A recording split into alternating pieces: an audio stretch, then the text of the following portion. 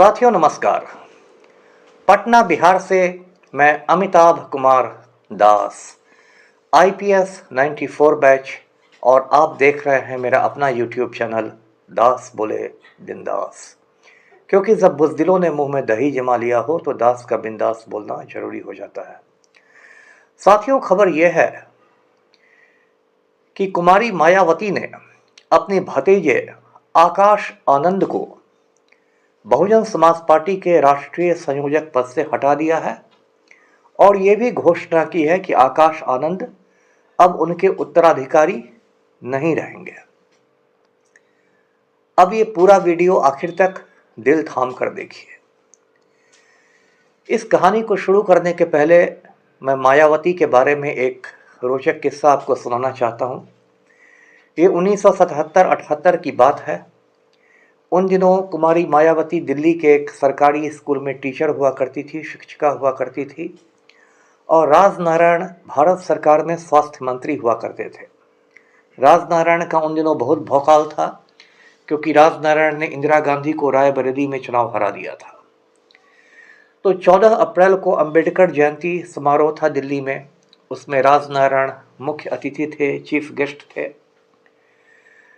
तो राजनारायण ने अपने भाषण में दलितों के लिए एक ऐसे शब्द का इस्तेमाल किया जिस पर मायावती को आपत्ति हो गई।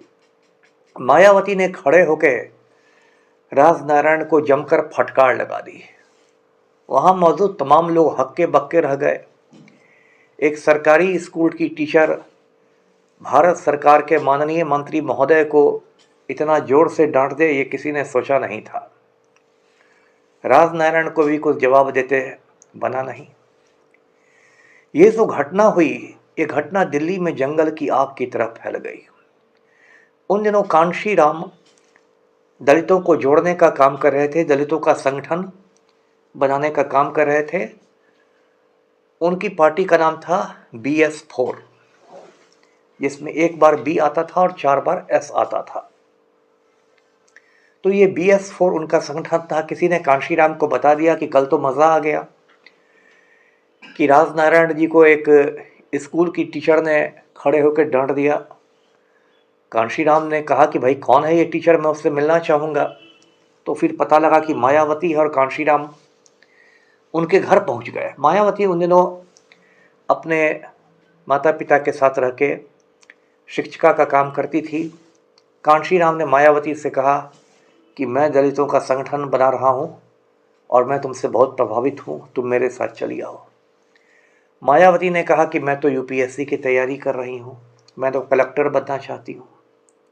कांशीराम ने कहा कि मैं तुम्हें उस पद पर बैठा दूंगा जहाँ 50 कलेक्टर तुम्हारे आगे पीछे घूमेंगे। ये बात मायावती के पिताजी ने सुन ली। उन्हें लगा कि ये कांशीराम उनकी बेटी को गुमराह कर रहा है, बहका रहा है। तो कांशीराम से झगड़ने लगे। कांशीराम लौट आए अपने घर। लेकिन 2-3 दिनों बाद ही मायावती खुद अपना सामान समेट के कांशीराम के पास पहुंच गई।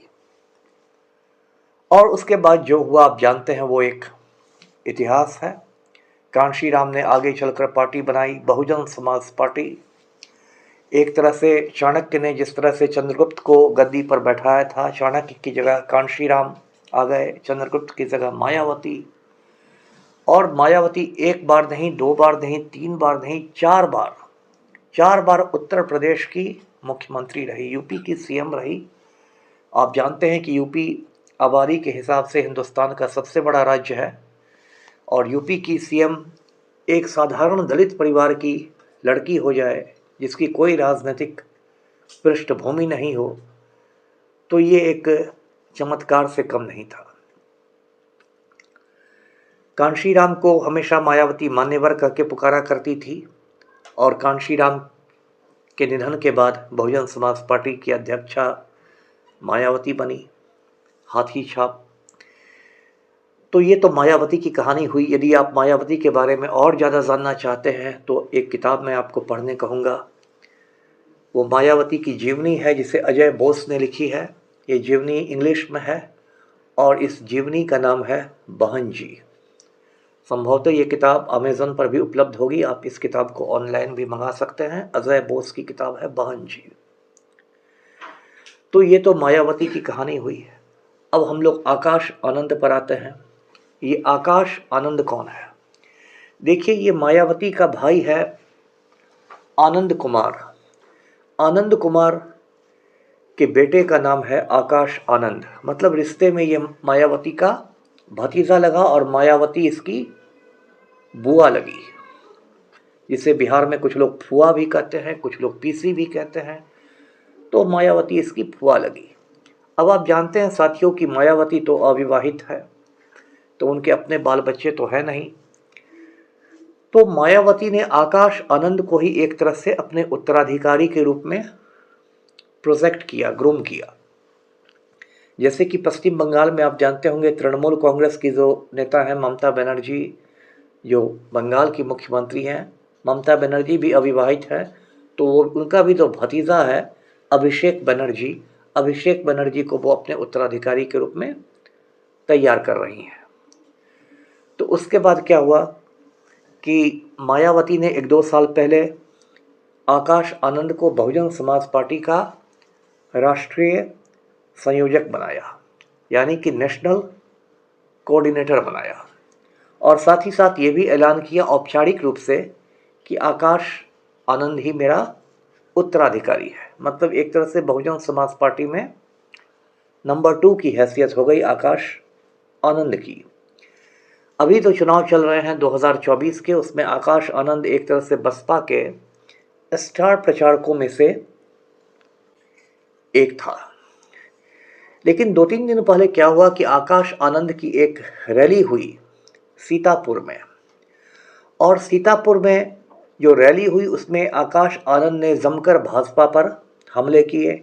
खास के जो यूपी की में भाजपा की सरकार है, योगी आदित्यनाथ की सरकार, जिन्हें मैं ढोंगी आदित्यनाथ कहता हूँ, तो ढोंगी आदित्यनाथ की सरकार पर आकाश आनंद ने जमकर हमला बोला और कहा कि ये आतंकवादियों की सरकार है। इसको लेकर सीतापुर के एक पुलिस स्टेशन में उन पर आचार संहिता के उल्लंघन का एक मामला भी दर्ज हुआ। अब आप जानिए बसपा की रणनीति क्या है। बसपा की रणनीति यह है कि आज की तारीख में बसपा ना एनडीए में शामिल है, ना जो विपक्ष का इंडिया गठबंधन है उसमें शामिल है। तो एक तरह से जिसको मध्यम मार्ग कहते हैं, उस मध्यम मार्ग पर मायावती चल रही है। और इसे एक अवसरवादिता की भी राजनीति कह सकते हैं कि हम ना उधर हैं ना इधर हैं, मतगणना के बाद जिसका पलड़ा भारी रहेगा हम उधर चले जाएंगे। तो बेसिकली एक मौका परस्ती है, अवसरवाद है, इसमें कोई बड़ा सैद्धांतिक मामला नहीं है। आकाश आनंद के बारे में एक ये भी बात मैं बता दूं कि आकाश आनंद की शादी बसपा नेता अशोक सिद्धार्थ की बेटी से हुई है। बेटी का नाम है प्रज्ञा, और उसकी शादी मायावती ने बहुत धूमधाम से कराई थी। अब देखिए कि मायावती क्यों भाजपा को खुश करना चाहती है और क्यों मायावती ने एक्शन दिया आकाश आनंद के खिलाफ।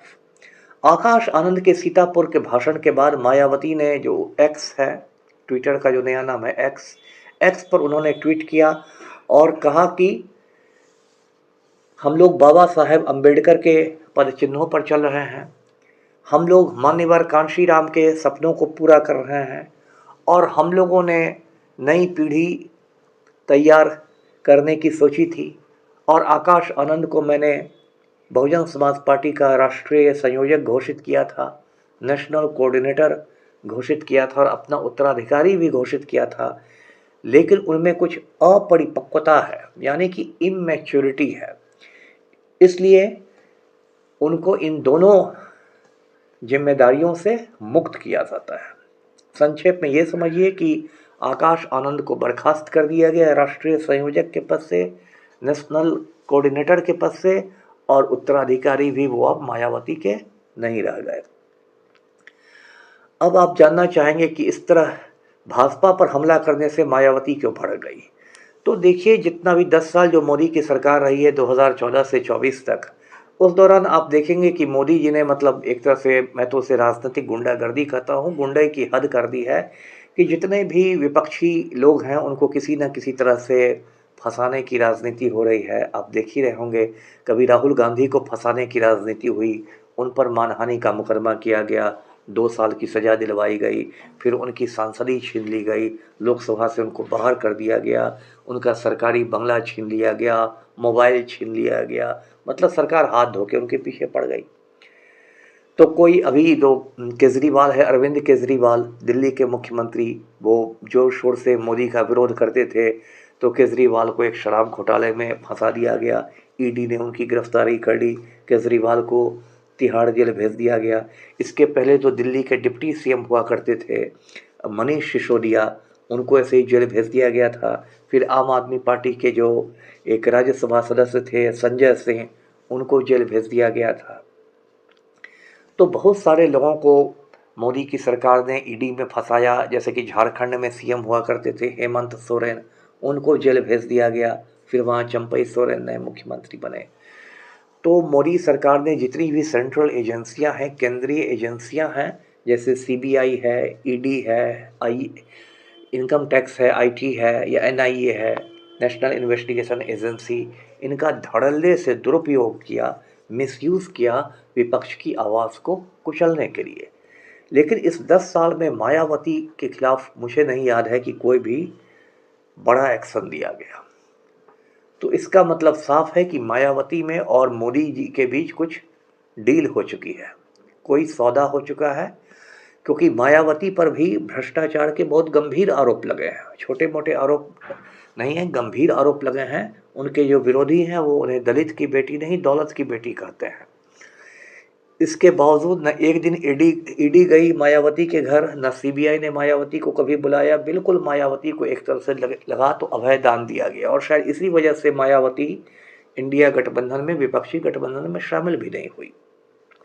अब जब उनके भतीजे आकाश आनंद ने भाजपा को कोसना शुरू किया है, भाजपा को आतंकवादियों की सरकार कहना शुरू किया है, तो नेचुरल है कि मायावती को मोदी जी का फ़ोन आया होगा, हो सकता है अमित शाह का तड़ीपार गृह मंत्री का फ़ोन आया हो सकता है ढोंगी आदित्यनाथ का भी फ़ोन आया हो कि बहन जी ये क्या हो रहा है, हमने तो भ्रष्टाचार के मामले में आपका पूरा साथ दिया, कोई जांच आप पर नहीं करवाई, और आपका भतीजा हमें आतंकवादी बोल रहा है ना।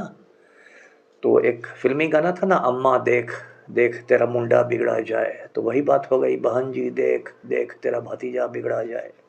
तो बहन जी ने अपने भतीजे को बिल्कुल दूध की मक्खी की तरह हटा दिया। अब तो वो स्टार प्रचारक भी नहीं रहा, अब तो बेचारे की कोई रैली भी नहीं होगी, एक तरह से उसके मुंह में कपड़ा ठूस दिया गया। अब इसी बहाने, मायावती के बहाने, अब थोड़ा मैं देश में दलित राजनीति की चर्चा करता हूँ।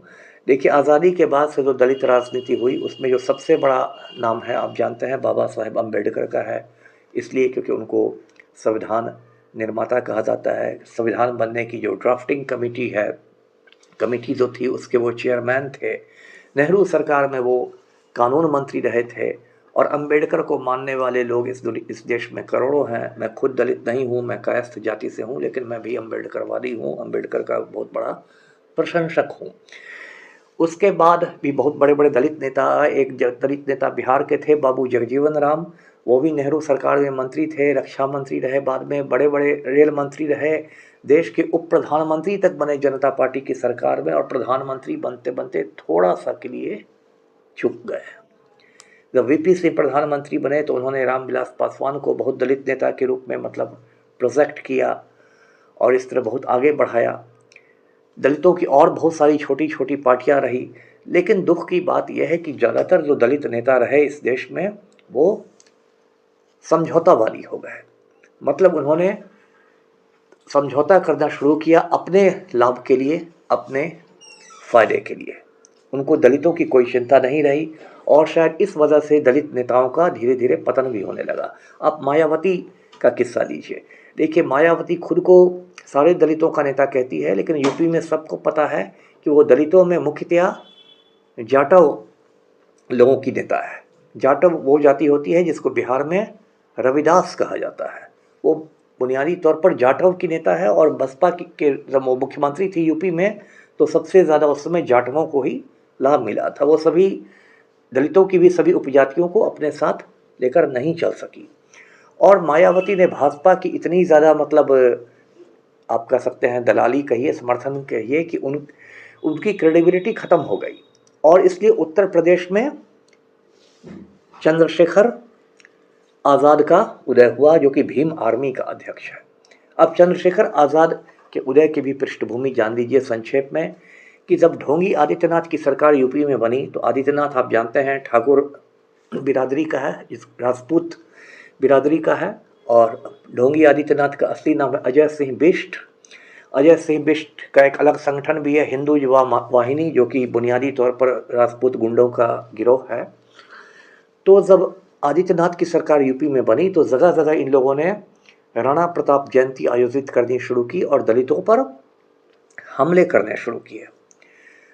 और चूंकि यूपी में उन्हीं की सरकार थी, इसलिए पुलिस भी राजपूत गुंडों पर कोई एक्शन नहीं लेती थी।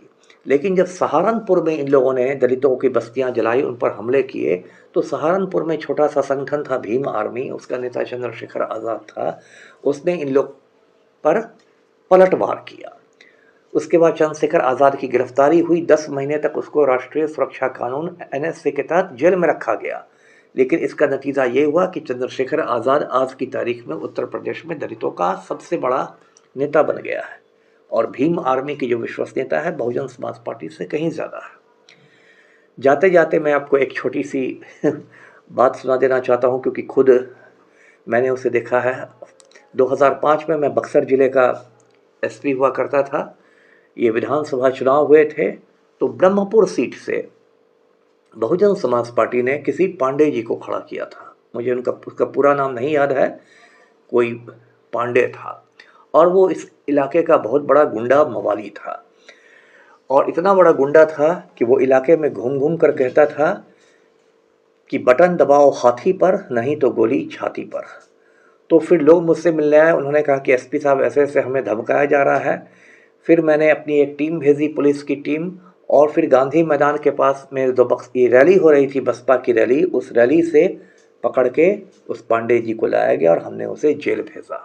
तो साथियों, आज का वीडियो यहीं तक। शेयर कीजिए, लाइक कीजिए और चैनल को सब्सक्राइब कीजिए। धन्यवाद। जय हिंद।